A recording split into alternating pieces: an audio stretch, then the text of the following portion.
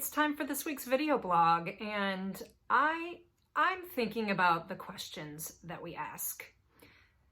So some of you may know that in my very early professional life, I was a journalist, and so a big part of what I did for a living was ask questions, and you get pretty good at asking questions when you do it a lot every single week. And so I think this is sort of is a holdover for me. Into the world, into what I do now.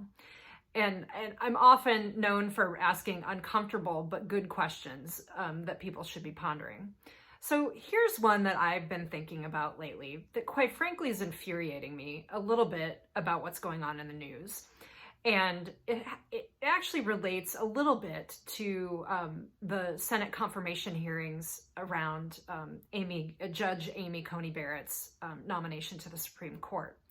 And this is a sidebar, though important part of the conversation. Now, pause for a second. I'm not here to armchair quarterback what the senators may or may not be asking her. I can do that if you want to have another conversation, but that's not today's purpose. One of the issues that's arisen, of course, is about abortion rights.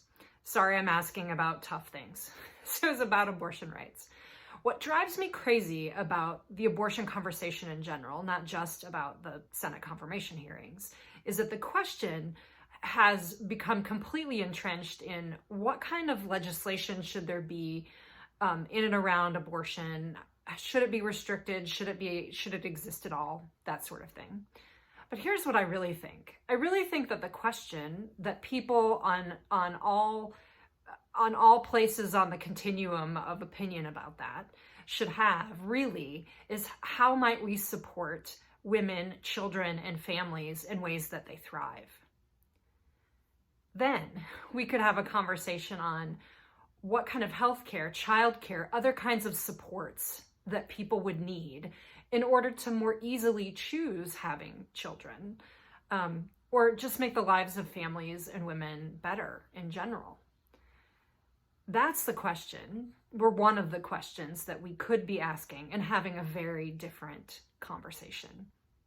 So like I said, this is something I like to do in everything that I do. And so I'm asking some of those questions in my upcoming retreat as well, which are really about why we do ritual. Why is your particular ritual that you may have lost in this pandemic so important and so meaningful? And how might we reinvent the ritual in light of the restrictions we're facing, but in perhaps just as, if not more meaningful ways than before? So I like asking these really uncomfortable questions. So read more about my thoughts about this on my blog. There's more. And register. Tomorrow's the last day to register for my upcoming Reinventing Ritual Retreat. I look forward to journeying with you through those 4 weeks.